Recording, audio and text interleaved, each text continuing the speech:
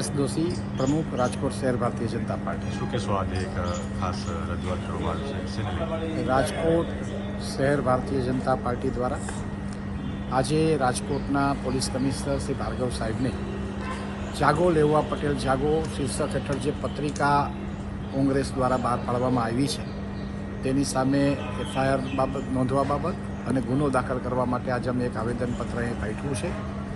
કોંગ્રેસની વર્ષો જૂની આ નીતિ રહી છે, ડિવાઇડ એન્ડ રૂલ, ભાગલા પાડો અને રાજ કરો, બે કોમ વચ્ચે વૈમનસ્ય ઊભું થાય એ પ્રકારની કોંગ્રેસની હંમેશા માનસિકતા રહી છે। કોંગ્રેસ હાર ભાડી ગઈ છે એટલે આવા અનેક પ્રકારના ગતાકડા ઊભા કરીને બે સમાજ વચ્ચે વૈમનસ્ય ઊભું થાય એવા પ્રયત્નો કરે છે। આવું ન થાય, સમાજમાં સમાનતા રહે, સમાજમાં બંધુત્વની ભાવના રહે એવા હેતુથી આજે અમે પોલીસ કમિશનર શ્રીને આના માટે જે કોઈ જવાબદાર હોય એની અમે પગલાં લેવા માટે આજે રજૂઆત કરી છે અને જો કોઈ એમાં જવાબદાર ઠરે એની અમે એફઆઈઆર દાખલ કરીને ગુનો દાખલ કરવા માટેની પણ આજે અમે અરજી આપી છે। ભાવનગર મહારાજા સાહેબના નામે ખોટો કાગળ રજૂ કરીને કે એમને નરેન્દ્રભાઈને અને ભાજપને સમર્થન છે અને ભાવનગર મહારાજા સાહેબને સલામ કરીશ કે એમને વિડીયો તરત જ બહાર પાડ્યો કે ભાઈ હું આ મારા નામે જે વિવાદ ચાલે છે એમાં નથી, હું આ લાગણીઓ જે તમામ સમાજોને હક થઈ છે એની સાથે આ હત્યા કરવાની શું? બીજી વાત, 10 વર્ષનું શાસન મળ્યું અને પછી વડાપ્રધાન શ્રી આવે તો એમણે કરેલા કામોની વાત કરવી જોઈએ કે મેં 2014-2019 કહ્યું કે 2 કરોડ નોકરીઓ ખોલીશ, ન ખોલી શક્યા હોય તો માફી માંગુ। એમણે કહ્યું તો મોંઘવારી દૂર કરીશ, 400 નો ગેસનો બાટલો 1100 નો થયો। જુદી વિડીયો નરેન્દ્રભાઈની છે કે મત દેવા જાઓ, કોંગ્રેસનું શાસન 400 નો ગેસનો બાટલો બહુ મોંઘો કહેવાય, એને હાર ચડાવીને જજો। કોઈ સભામાં એની વાત નથી। એમણે પોતે કહ્યું હતું કે કાળું ધન પાછું આવશે અને બધાને 15-15 લાખ એકાઉન્ટ કાળું ધન પણ બહાર વધી કોઈના એકાઉન્ટમાં રૂપિયો આવ્યો। પિનલબેન સાવલિયા, એડવોકેટ, રાજકોટ જિલ્લા કોંગ્રેસ મહામંત્રી। બેન, અત્યારે 4 થી 5 યુવાનોને ક્રાઇમ બ્રાન્ચ દ્વારા અટક કરવામાં આવી છે, શું મામલો છે? શું એક પત્રિકા કઈ બહાર પડી છે એને જોઈને આજે ક્રાઇમ બ્રાન્ચ વાળાએ 5 લેવા પટેલના છોકરાઓને અત્યારે નજરકેદ આતંકવાદીની જેમ કર્યા છે। હમણાં આપણે થોડા ટાઈમ પહેલા જોયું તો પરસોત્તમભાઈ રૂપાલાએ જે બહેનો દીકરીઓ ઉપર નિવેદન આપ્યું હતું તો એની ઉપર ક્ષત્રિય સમાજની કેટલી બહેનો રોડ ઉપર આવી ગઈ છે, તો શું એના વિરુદ્ધ કોઈ ફરિયાદ કરવામાં આવી હતી? માત્ર ને માત્ર અરજી લેવામાં આવી હતી। તો શા માટે લેવા પટેલ સમાજને એકને જ સરકાર હંમેશા ટાર્ગેટ કરે છે અને આતંકવાદીની જેમ એના જ છોકરાઓને દર વખતે આવી રીતના હેરાન કરે છે? આની પહેલા પણ જ્યારે પાટીદાર આંદોલન ત્યારે અમારા 14 છોકરાઓ શહીદ થયા હતા, ત્યારે પણ સરકારે આવી રીતના અમારી ઉપર દમન ગુજાર્યું હતું। તો દર વખતે લેવા પટેલ સમાજ જ શા માટે આના માટે હિસ્સો બને છે? કોઈ પણ પ્રશ્ન આવે ત્યારે લેવા પટેલ સમાજના લોકોને કેદ કરવામાં આવે છે। હવે આવતીકાલથી સમાજ શેરી અને ગલીએ નીકળશે અને 7 તારીખેનો જવાબ આપશે કે સરકાર શા માટે આવું કરે છે। અને જો લેવા પટેલ સમાજ ઉપર દર વખતે આ વસ્તુ કરવામાં આવશે તો આ વખતે લેવા પટેલ સમાજ એને જવાબ આપશે અને 18 વરણ અમારા લોકોની સાથે છે। બેન, આમાં જેટના અટક કરી છે યુવકો ક્યાંના છે? રાજકોટના? હા, પ્રોપર રાજકોટના જ છે। કયા વિસ્તારોમાં રહે છે?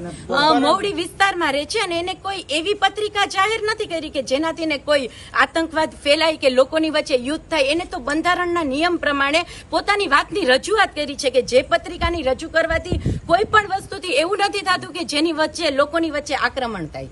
શું માનો છો આવું છે? પછી હવે અત્યારે તો એવું લાગે છે કે ભાજપને બીક લાગી છે એટલે ભાજપ આ વસ્તુ લેવા પટેલ સમાજને દબાવવા માંગે છે। શહેર ભાજપના પ્રમુખે જ લગભગ આ ફરિયાદ કરેલી છે। આ જે રીતના લેવા પટેલ સમાજના યુવકોને ઉપાડ્યા છે અત્યારે, આ મેસેજ કઈ રીતનો જુઓ છો?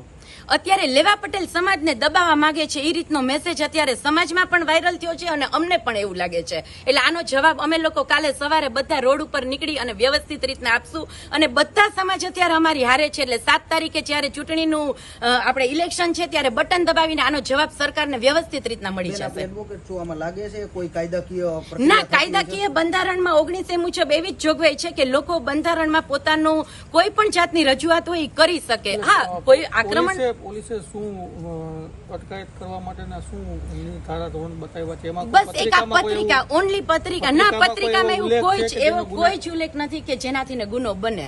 તો પરસોત્તમભાઈ રૂપાલાએ તો ક્ષત્રિય સમાજની બહેનો વચ્ચે બહેનોનું ઘણું બધું એવું બોલ્યા હતા કે જેનાથી બહેનો રોડ ઉપર હતી, છતાં પણ એક પણ અરજી કે એક પણ ફરિયાદ થઈ છે? લોકસભાની ચૂંટણી દરમિયાન જનતાના પરચાથી ગભરાયેલી, ડરી ગયેલી અને અહંકારમાં ડૂબેલી ભાજપાના જે પ્રકારના એક પછી એક ખેલ હાલે છે તેની સામે ભાજપામાં જ સક્રિય ત્રણ જૂથોમાં વહેંચાયેલી ભાજપા એક જૂથ મૂળભૂત રીતે ભાજપાની વિચારધારા RSS સાથેનું સંકળાયેલું આગેવાનો, કાર્યકરો જેની અવગણના થાય, અપમાન થાય.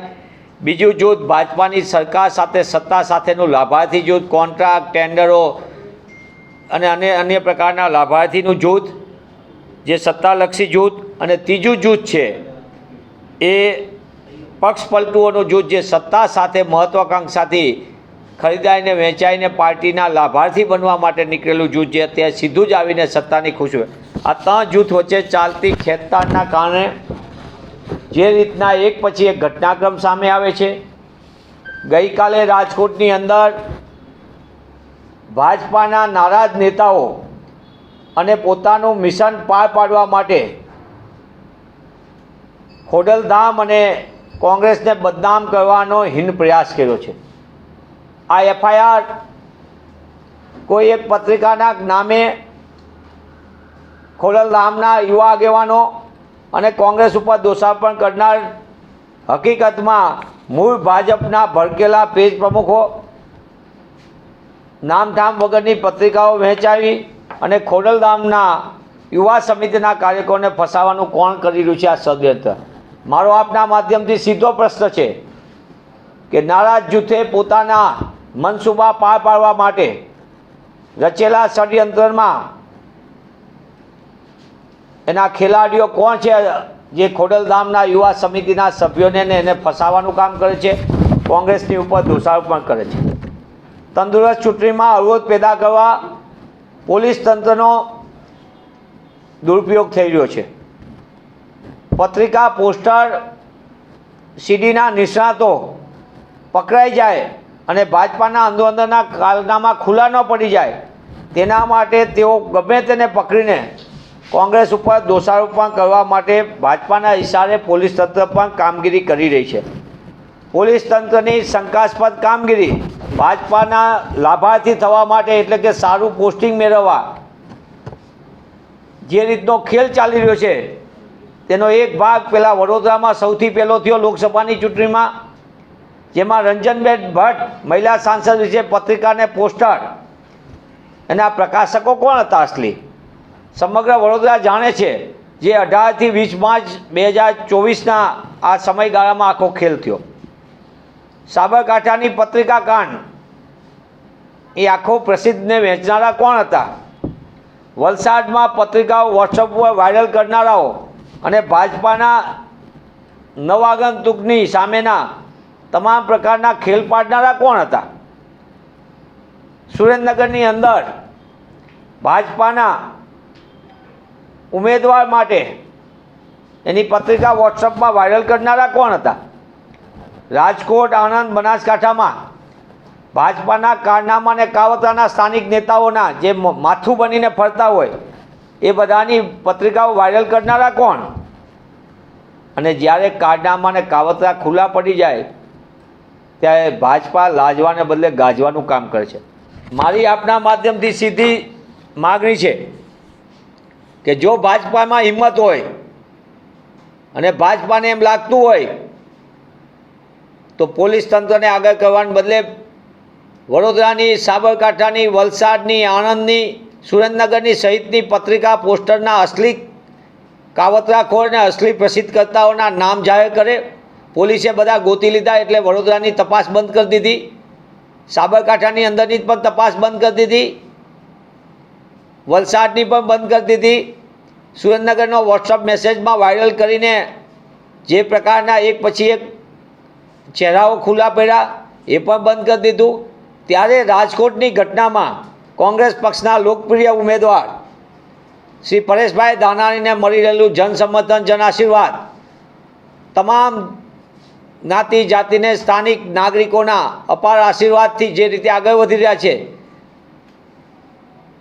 તેવા સંજોગોમાં પોલીસ તંત્રને આગળ કરીને ભાજપા પોતાની ચૂંટણી જીતવા માટે જે હથકંડા અપનાવી રહી છે અને કોંગ્રેસના આગેવાનોને અને ખાસ કરીને ખોડલધામને યુવા સમિતિના સભ્યોને જે રીતે ફસાવાનો ખેલ ચાલી રહ્યો છે એ હિન્દ કક્ષાનું કૃત્ય કરનાર ભાજપાના ઇશારે કામ કરતી પોલીસ તંત્રને પણ આ એક સમજી લેવાની જરૂર છે.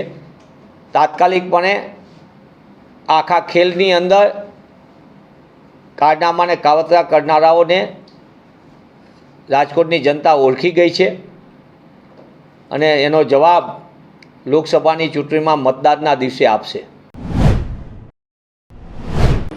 પણ અત્યારની પરિસ્થિતિ હું તમને કહું, તમે મત દઈ તમારો પ્રતિનિધિ ચૂંટીને મોકલવા માટે આપણે મતદાન કર્યું છે. આ ભારતીય જનતા પાર્ટીના ધારાસભ્યો કે તમે સંસદ સભ્યોને મત આપો એટલે તમે પ્રજાનો પ્રતિનિધિ નથી ચૂંટતા, ભાજપનો પ્યાદો ચૂંટો છો. નરેન્દ્ર મોદીને, અમિત શાહને માટે ઊંચી આંગળી કરવા વાળાને ચૂંટો છો. તમારા પ્રશ્ન બોલી નહીં શકે. તમારી કઈ વાત કરવી હોય તો એને પેલા રજા લેવી પડશે.